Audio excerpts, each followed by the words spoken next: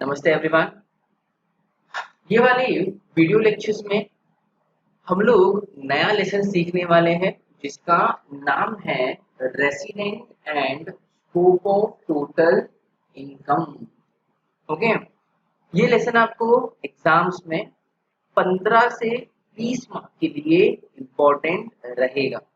Okay, तो ये जो लेसन के क्वेश्चंस या कॉन्सेप्ट है, इसमें दो अलग अलग टाइप का कॉन्सेप्ट हम लोग पढ़ने वाले हैं।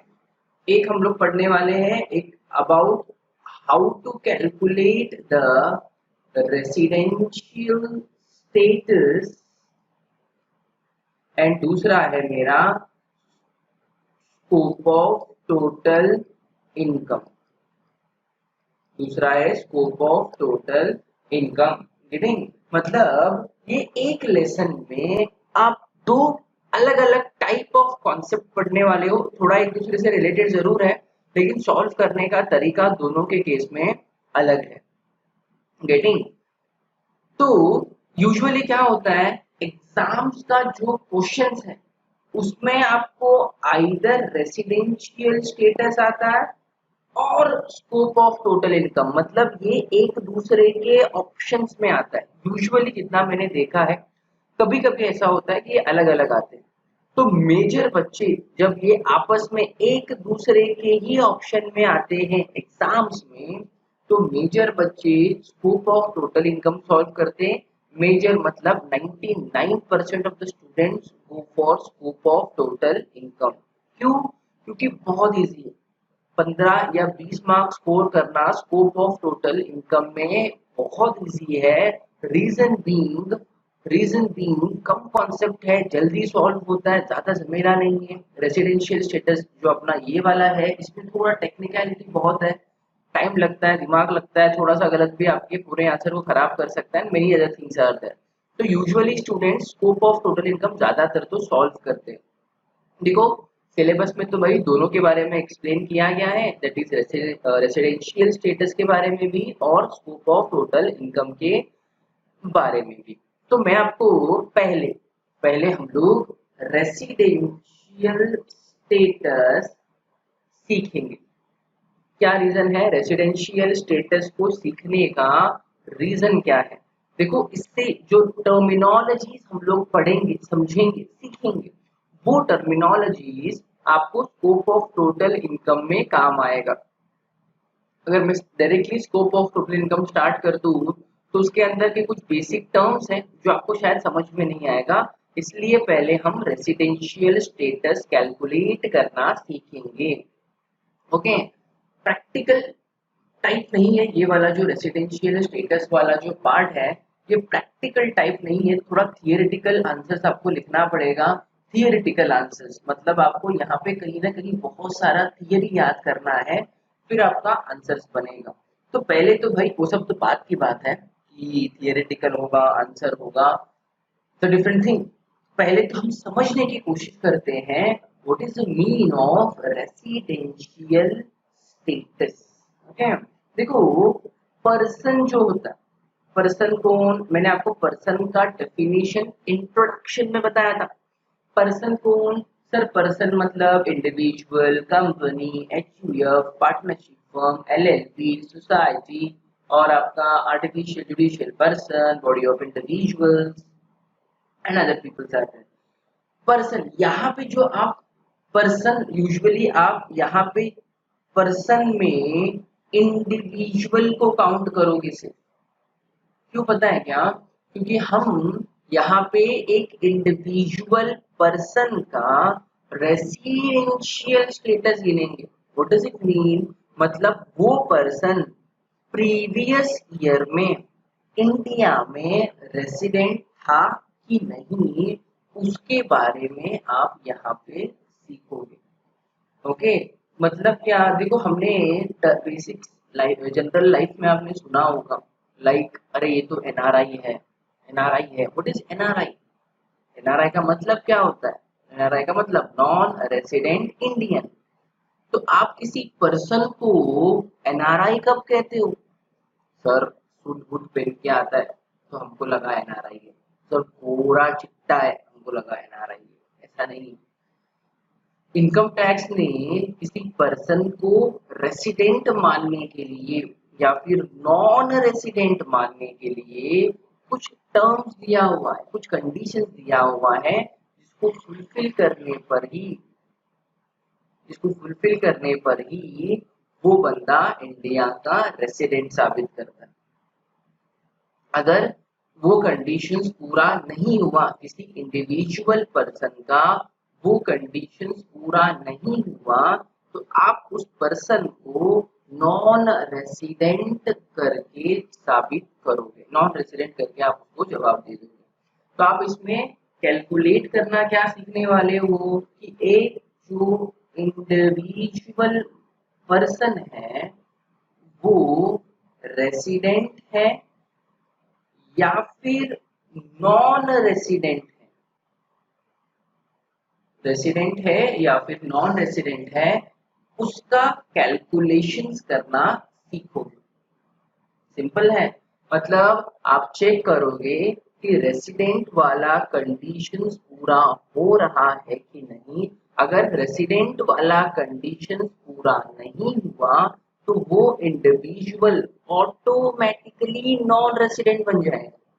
क्या बन जाएगा? नॉन रेसिडेंट बन जाएगा। तो भाई ये कंडीशंस क्या है, क्या गवर्नमेंट या इनकम टैक्स डिपार्टमेंट ने ऐसे क्या कंडीशंस रखे हैं इंडिया का रेसिडेंट बनने का, हम पहले वो देखते हैं। उसका मैंने आपके लिए सॉफ्ट कॉपी बनाया हुआ है, नोट्स बनाया हुआ है। तो ये लेक्चर में मैं आपको वो नोट्स एक्सप्लेन करके दूंगा कि भाई उसमें लिखा क्या गया है। चलो आ जाओ, ये अपना note resident and scope of total income, जो पहले मैंने थियरी लिखा हुआ है, जो मैं आपको एक्सप्लेन करूंगा, दैट बिलोंग्स टू रेसिडेंट का कंडीशन।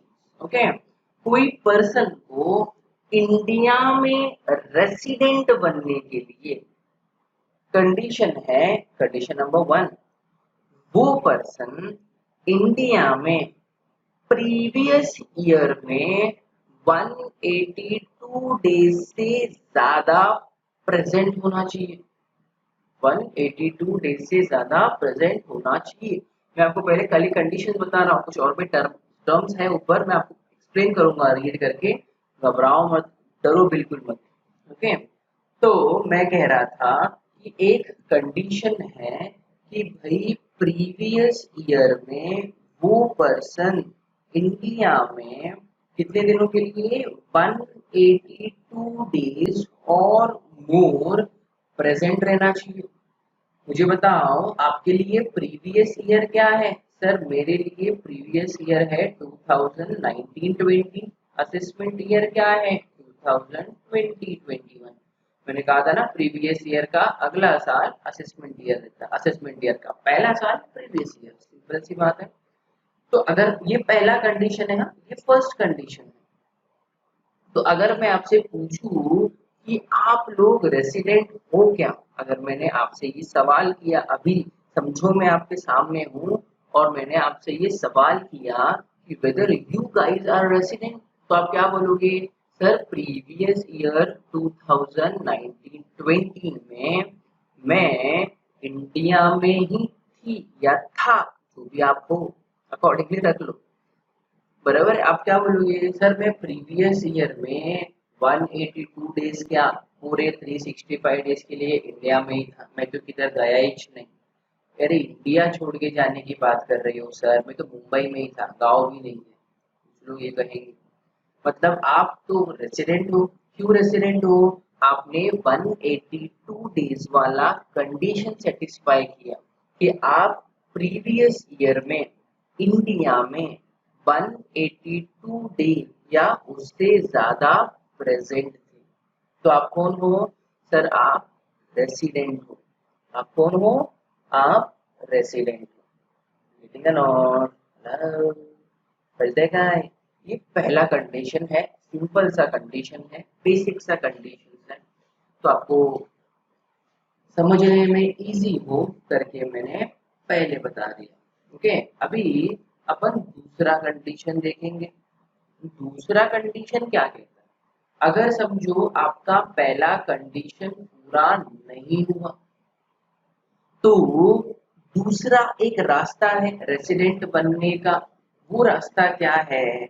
वो कंडीशन क्या है? अगर आपका पहला कंडीशन पूरा नहीं होता है तो और आप दूसरा कंडीशन चेक करोगे। दूसरा कंडीशन क्या कहता है कि भाई प्रीवियस ईयर में 60 डेज से ज्यादा, प्रीवियस ईयर में 60 डेज और मोर प्रेजेंट होना चाहिए। 60 डेज और मोर प्रेजेंट होना चाहिए एंड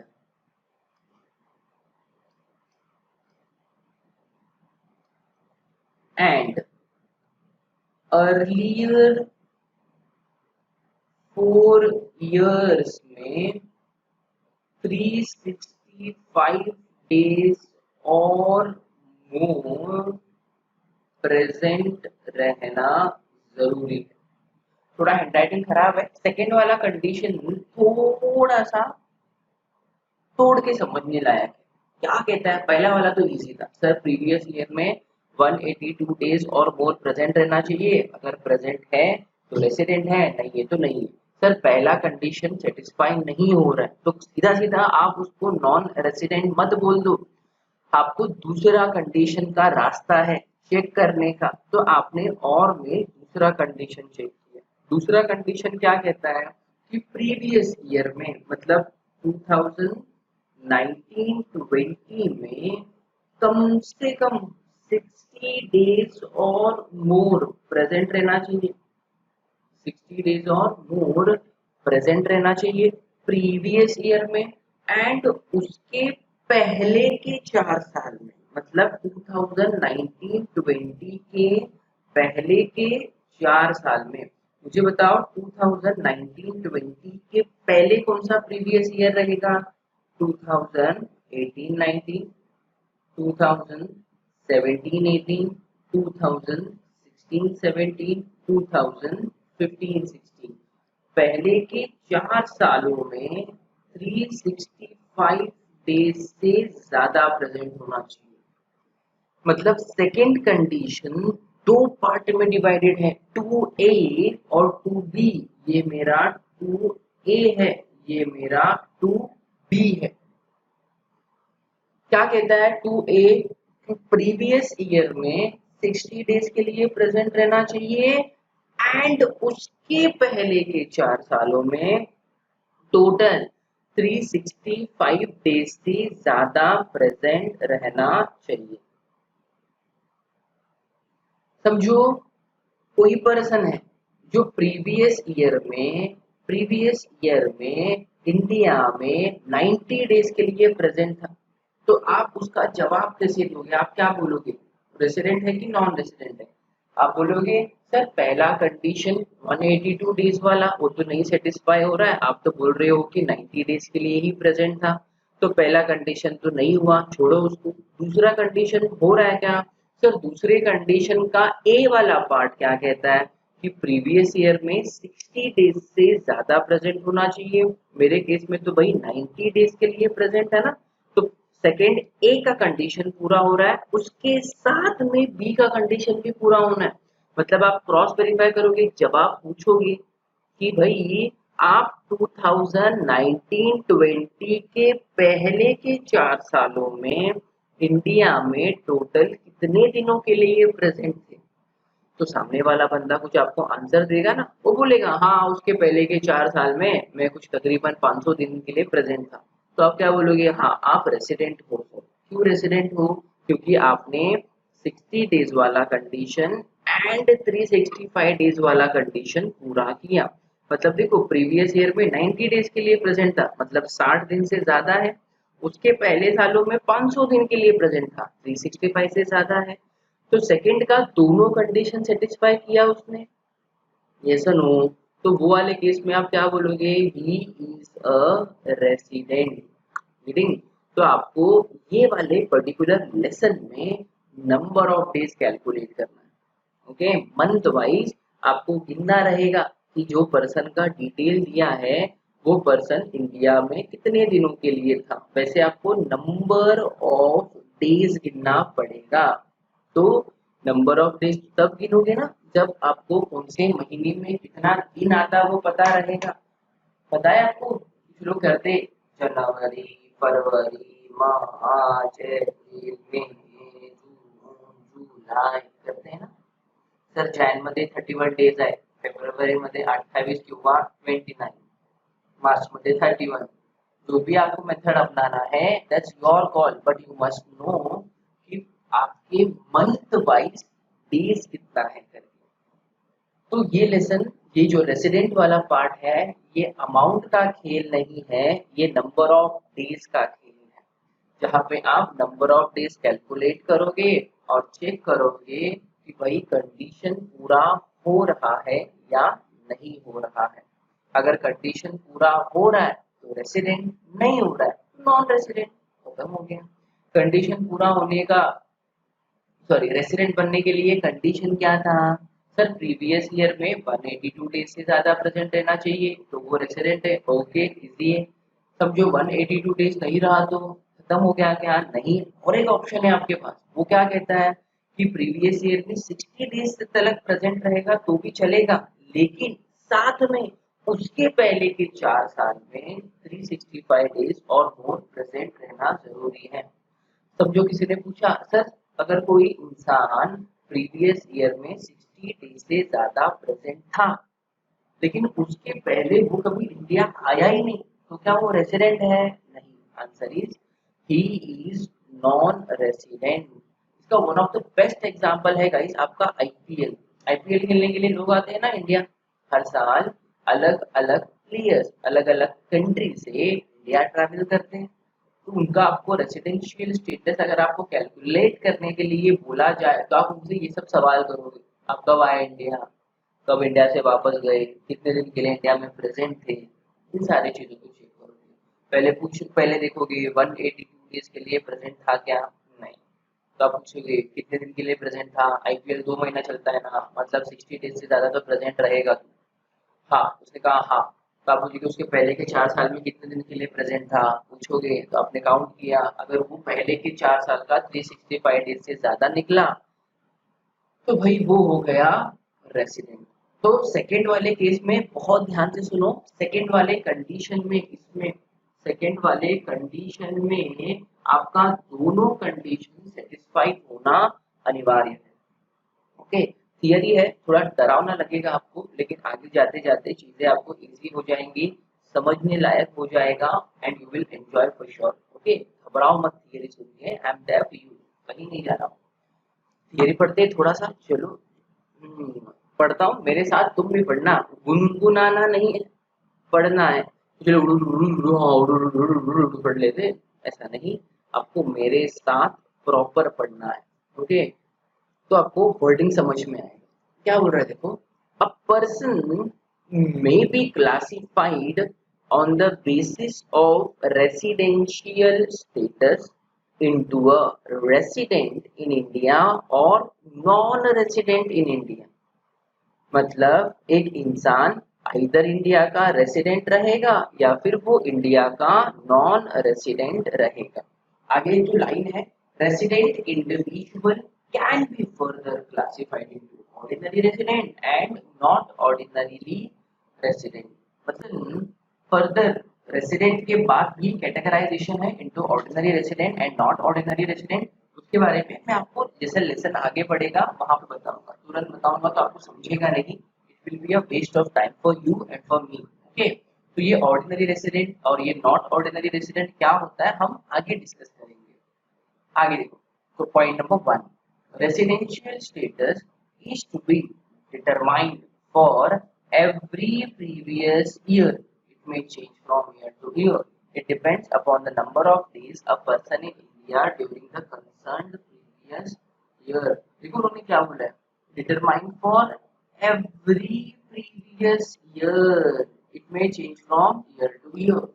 आपको हर साल के लिए, आपको हर साल के लिए रेसिडेंशियल स्टेटस कैलकुलेट करना है। आपको हर साल के लिए रेसिडेंशियल स्टेटस कैलकुलेट करना है। ऐसा नहीं है कि ये वन टाइम प्रोसेस है, in every previous year you need to calculate. क्यों? क्योंकि हर साल ट्रैवलिंग होता है, हर साल पर्सन एक कंट्री से दूसरे कंट्री में जाते हैं, वहां से यहाँ आते हैं लोग। तो भाई आपको हर साल रेसिडेंशियल स्टेटस गिनना है।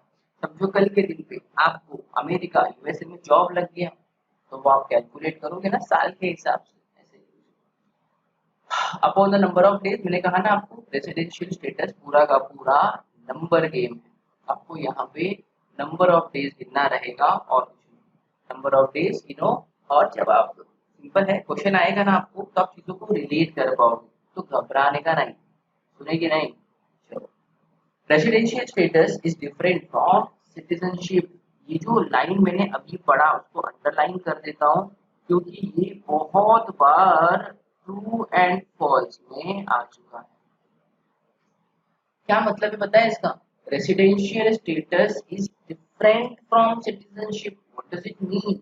देखो, इंडिया का रेसिडेंट बनने के लिए यहाँ का सिटीजन होना जरूरी नहीं है। सिटीजनशिप का मतलब क्या होता है? नागरिकत्व। आप इंडिया के सिटीजन हो, भारतीय हो, इंडिया के नागरिक हो। आई होप आपके पास राशन कार्ड, वोटर आईडी, आधार कार्ड, पैन कार्ड रहेगा जरूर। ओके, तो यहाँ पे क्या बोल रहा है कि रेसिडेंट बनने के लिए सिटीजन होना जरूरी नहीं है। चलो एग्जांपल बोलता हूँ। समझो कल के दिन पे एबी डी विलियर्स को आप जानते रहोगे, I believe, because I am a biggest cricket fan, तो I follow him. AB de Villiers South Africa team का बहुत अच्छा बढ़िया बैट्समैन है, फील्डर भी है, कीपर भी है। समझो कल के दिन पे एबी डिविलियर्स इंडियन टीम का कोच बन जाता है, कोई भी चीज का कोच बन जाता है, तो वो इंडिया आएगा, इंडिया में रहेगा। प्रीवियस ईयर फॉर एग्जांपल 2019-20 में वो पूरे साल के लिए इंडिया में ही था। तो आप क्या कहोगे? आप कहोगे ना, अरे एबी डिविलियर्स तुम तो पिछले साल पूरे साल इंडिया में थे, तुम तो 182 डेज से ज्यादा इंडिया में थे, तो तुम रेसिडेंट। भले ही एबी डिविलियर्स इंडिया का सिटीजन नहीं है, सिटीजन तो वो कहाँ का है? सिटीजन तो वो साउथ अफ्रीका का है, बट स्टिल आपने उसको क्या कहा? रेसिडेंट कहा। मतलब रेसिडेंट बनने के लिए सिटीजन होना जरूरी नहीं। इंडिया के भी लोग रेसिडेंट बन सकते हैं, फॉरेन के लोग भी रेसिडेंट इंडिया के बन सकते हैं। ऐसे बहुत बार हुआ है कि सिटीजन फॉरेन का है लेकिन वो इंडिया का रेसिडेंट बन चुका है। ऐसे भी बहुत बार हुआ है कि रेसिडेंट सॉरी सिटीजन इंडिया का है लेकिन वो रेसिडेंट फॉरेन कंट्री का है। बहुत सारे लोग जाते हैं ना जॉब के लिए, इंडिया से बाहर जाते हैं, दुबई जाते हैं, सऊदी जाते हैं, अमेरिका जाते हैं, तो लोग वहीं पे रुक जाते हैं, साल भर के लिए वापस ही नहीं आते। तो वैसे लोग कौन है? वैसे लोग इंडिया के सिटीजन हैं लेकिन फॉरेन के रेसिडेंट है। कुछ लोग इंडिया आते फॉरेन से, मतलब फॉरेन के सिटीजन इंडिया आए, यहीं पे रुक गए, गए नहीं। वो लोग कौन है? फॉरेन के सिटीजन हैं लेकिन इंडिया के रेसिडेंट हैं। वही आगे लिखा है देखो, an individual may be a citizen of Britain, example है, but a resident in India. मतलब ब्रिटेन का सिटीजन है, वहां का नागरिक है, लेकिन रेसिडेंट कहाँ का? इंडिया का। क्यों? क्योंकि भाई पूरे साल इंडिया में ही पढ़ा था पिछले साल। Similarly an Indian citizen may be a non resident in India, same vice versa. Like India का सिटीजन है लेकिन वो जाके फॉरेन में बैठा है पूरे साल के लिए, तो वो रेसिडेंट कहाँ का हुआ? फॉरेन का, इंडिया का। Residential status is important in deciding whether a foreign income or of a person is taxable or not। हम इतना झमेला क्यों करते हैं? क्यों क्यों नंबर ऑफ डेज गिन रहे हैं? क्यों इतना माथा पूरी कर रही है? रीजन इतना ही है तो आइडेंटिफाई कि वो जो पर्सन इंडिविजुअल जो इनकम कमा रहा है उस इनकम पे टैक्स लगेगा कि नहीं लगेगा, ये डिसाइड करने के लिए हम ये सारा मेहनत करते हैं, रेसिडेंशियल स्टेटस वाला मेहनत करते हैं। देखो कंडीशंस है। The various types of residence are illustrated in the following exhibit. Basic conditions. Normally, an individual is said to be resident in India in any previous year if he satisfies one of the following two basic conditions. मतलब इन दोनों में से कोई एक भी condition satisfy हो गया तो वो रेसिडेंट है। पहला क्या है, he is in India during the previous year for a period of 182 days or more। मैंने आपको एक्सप्लेन किया पहला कंडीशन क्या कहता है, वो इंडिया में अगर पिछले साल 182 डेज और मोर प्रेजेंट है तो वो इंडिया का रेसिडेंट है। सिंपल है, ज्यादा कुछ सोचने का नहीं। और बोला है देखो, और मतलब अगर ये कंडीशन सेटिस्फाई नहीं हुआ तो we have a second condition, he is in India for 365 days or more during the 4 years immediately preceding the previous year। मतलब प्रीवियस ईयर मेरा 2019-20 है, उसके एग्जैक्टली पहले के 4 सालों में टोटल इंडिया में वो 365 डेज से ज्यादा प्रेजेंट रहना चाहिए। And he is in India during the previous year for the period of 60 days or more। Previous year के पहले के 4 सालों में 365 डेज के लिए प्रेजेंट होना चाहिए एंड प्रीवियस ईयर में 60 डेज के लिए। जो मैंने आपको अभी वहां पे लिख के एक्सप्लेन किया गाइस वही है, दूसरा कुछ भी नहीं। An individual who satisfy either of the above two condition is a resident। मतलब कंडीशन नंबर 1 और कंडीशन नंबर 2 दोनों में से एक कंडीशन भी सेटिस्फाई हो गया तो he is a resident। An individual who satisfy neither of the two condition is called non resident। Simple बात है, अगर किसी ने दोनों कंडीशन सेटिस्फाई नहीं किया तो वो आपके लिए कहलाएगा नॉन रेसिडेंट। ओके, एक मिनट, 120 सेकेंड का मैं आपको ब्रेक दे रहा हूँ। 120 सेकेंड में आप थोड़ा सा रिलैक्स हो जाओ, सांस लो, जोर से सांस लो। ओम शांति शांति शांति। आपका ब्रेक खत्म हो गया, अभी हम आगे देखते हैं। There are certain exceptions. Exceptions का मतलब क्या है, कुछ ऐसे सिचुएशंस है जहां पर आपका ये जो कंडीशन नंबर 2 है ना, इसको चेक नहीं करने का, सिर्फ कंडीशन नंबर 1 चेक करने का। सेटिस्फाई हुआ तो रेसिडेंट, नहीं सेटिस्फाई हुआ तो नॉन रेसिडेंट। वो एक्सेप्शन क्या है उसके बारे में यहाँ पे बोला गया है। सुनो, मैं आपको हिंदी में, शुद्ध हिंदी में एक्सप्लेन करता हूँ ए वाला पार्ट। अगर कोई इंडिया का सिटीजन इंडिया छोड़ के गया प्रीवियस ईयर में, या फिर Indian member of crew, crew मतलब जो शिप वगैरह में काम करते हैं ना, वो इंडियन शिप में काम करते हैं ना, वो। तो अगर कोई पर्सन जॉब के लिए या फिर शिप से इंडियन शिप में एज अ एम्प्लॉय बन के इंडिया छोड़ के जा रहा है प्रीवियस ईयर में, तो वैसे पर्सन को आप रेसिडेंट कब कहोगे, जब उसने 182 डेज वाला कंडीशन पूरा किया तो उसके लिए 60 डेज अप्लीकेबल नहीं होगा। वही बात।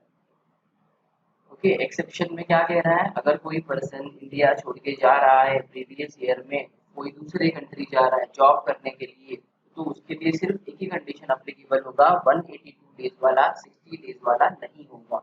एग्जाम्पल समझो, कल के दिन पे मैं दुबई चला गया, कल के दिन पे समझो जॉब ऑफर आया and I went to Dubai.